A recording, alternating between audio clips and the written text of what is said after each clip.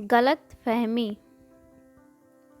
एक बार एक सहेली ने अपनी दूसरी सहेली से पूछा, बच्चा पैदा होने की खुशी में तुम्हारे पति ने तुम्हें क्या तोहफा दिया? सहेली ने कहा, कुछ भी नहीं। उसने सवाल करते हुए कहा कि क्या ये अच्छी बात है? क्या उसकी नज़र में तुम्हारी कोई कीमत नहीं है? लफ्ज़ों का ये जहरीला बम गिरा कर वह सहेली दूसरी सहेली को अपनी फिक्र में छोड़कर चलती बनी। थोड़ी देर बाद शाम के वक्त उसका पति घर आया तो पत्नी का मुंह लटका हुआ पाया। फिर दोनों में झगड़ा हुआ, एक दूसरे को लानतें भेजी, मारपीट हुआ और आखिर पति पत्नी में तलाक हो गया। जानते हैं प्रॉब्लम की शुरुआत कहाँ से हुई?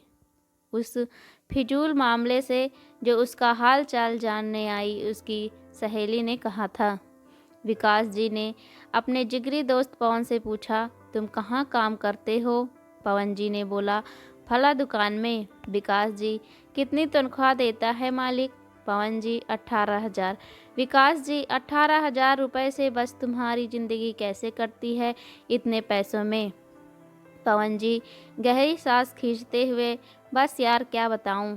मीटिंग खत्म हुई। कुछ दिनों बाद पवन जी अब अपने काम से परेशान होने लगे और तनख्वाह बढ़ाने की डिमांड कर दी, जिसे मालिक ने रद्द कर दिया। पवन ने जॉब छोड़ दी और बेरोजगार हो गया। पहले उसके पास काम था, अब काम नहीं रहा। एक साहब ने एक शख्स से कहा जो अपने बेटे से अलग रहता था, तुम्हारा बेटा तुमसे बहुत कम मिलने आता है, क्या उसे तुमसे मोहब्बत नहीं रही? बाप ने कहा, बेटा ज़्यादा व्यस्त रहता है, उसके काम का शेड्यूल बहुत सख्त है, उसके बीवी बच्चे हैं, उसको बहुत कम वक्त मिलता है। पहला आदमी बोला, वाह, यह क्या बात हुई? तुमने उसे पाला पोसा, उसकी हर ख्वाहिश पूरी की, अब उसको बुढ़ापे में व्यस्तता की वजह से मिलने का वक्त नहीं मिलता है, तो यह ना मिलने का बहाना है। इस बातचीत के बाद बाप के दिल में बेटे के प्रति शंका पैदा हो गई। बेटा जब भी मिलने आता वो यही सोचता रहता कि उसके पास सब के लिए वक्त है सिवाय मेरे। याद रखिए, जुबान से निकले शब्द दूसरों पर बड़ा गहरा असर डाल देता है। बेशक कुछ लोगों की जुबान से शैतानी बोल निकलते हैं। हमारी रोज़मर्रा की ज़िंदगी में बहुत से सवाल हमें बहुत मासूम लगते हैं, जैसे यह तुमने क्यों नहीं खरीदा? तुम्हारे पास यह क्यों नहीं है? तुम इस शख्स के साथ पूरी ज़िंदगी कैसे चल सकती हो? तुम उसे कैसे मान सकते हो? वगैरह वगैरह।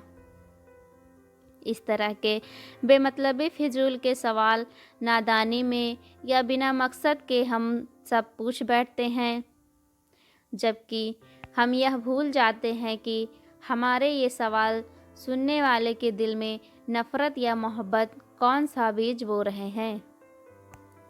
हमारे इर्द गिर्द समाज में, घरों में जो टेंशन टाइट होती जा रही है, उनकी जड़ तक जाया जाए तो अक्सर उसके पीछे किसी और का हाथ होता है। वो ये नहीं जानते कि नादानी में या जानबूझकर बोले जाने वाले कड़वे शब्द किसी की ज़िंदगी को तबाह कर सकते हैं। ऐसी हवा फैलाने वाले हम न बने।